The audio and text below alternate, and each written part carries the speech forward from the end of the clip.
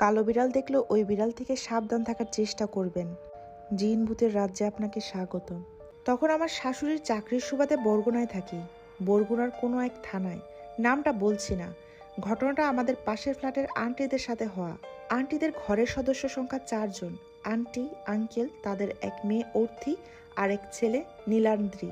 তারা ছিলেন হিন্দু। আমাদের বিল্ডিংয়ে ওঠার আগে তারা স্থানীয় কলেজের কাছাকাছি এক বাসায় থাকতেন।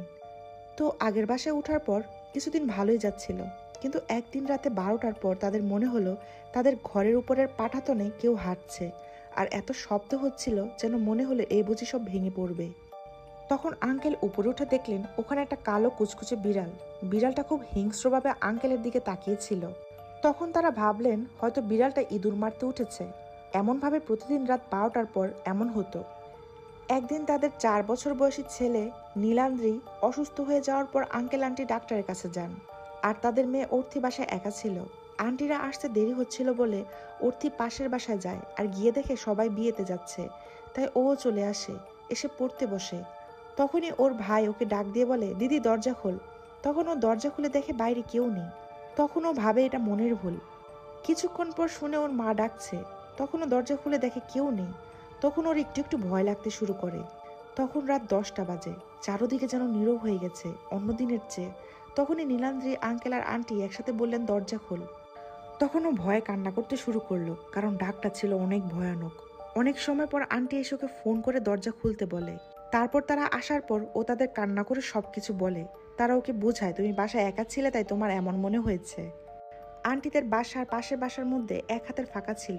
ওইখানে পলিথিন, চিপস, চানাচুরের কাগজ ফেলা থাকতো। একদিন দুপুরবেলা তারা খাবার খাচ্ছিল, আর তখন মনে হলো একসাথে অনেকেই ওই ফাঁকা জায়গায় হাঁটছে, কিন্তু ওই জায়গায় কারো যাওয়া সম্ভব না। তারা ওইখানে গিয়ে দেখলো সেই কালো বিড়ালটা সেখানে হাঁটছে, যেটা রাত হলে ওদের ঘরে ঘুরে বেড়ায়। অক্টোবর মাসের দিকে হিন্দু ধর্মদের দুর্গাপুজো শুরু হয়, আর তার কিছুদিন আগে মহালয়া অনুষ্ঠিত হয়। ভারতীয় কিছু চ্যানেলে ভোরবেলায় অনুষ্ঠান দেখানো হয়। আন্টিরাও একদিন দেখছিলেন অর্থি ফ্লোরে শুয়েছিল, আর ওর পা দুটো ছিল খাটের নিচে। হঠাৎই মনে হলো কে যেন ওর পা দুটো জোরে চেপে ধরেছে। চেঁচিয়ে উঠে দেখলো খাটের নিচে সেই বিড়ালটা। সেটা কি করে সম্ভব, কারণ ওর পা চেপে ধরেছিল মানুষের হাত, আর ও সেটা স্পষ্ট বুঝতে পেরেছিল। এমন আরও অনেক অস্বাভাবিক ঘটনা ঘটার পরে তারা এক তান্ত্রিককে আনেন, এবং তিনি জানান এই বাসায় এক মহিলা থাকতেন যিনি ক্যান্সারে গত হয়ে যান। পরে ওই তান্ত্রিক একটা বিশেষ দিন দেখে পুজো করেন। তারপর কিছু রাতে বিড়ালের কোনো শব্দ না পেয়ে, অস্বাভাবিক কিছু টের না পেয়ে পাঠাতনের উপরে গিয়ে দেখে বিড়ালটা গত হয়ে গেছে। পরবর্তীতে আর কোনো সমস্যা হয়নি তাদের। তারা ওই বাসায় আরো 6 বছর ছিল।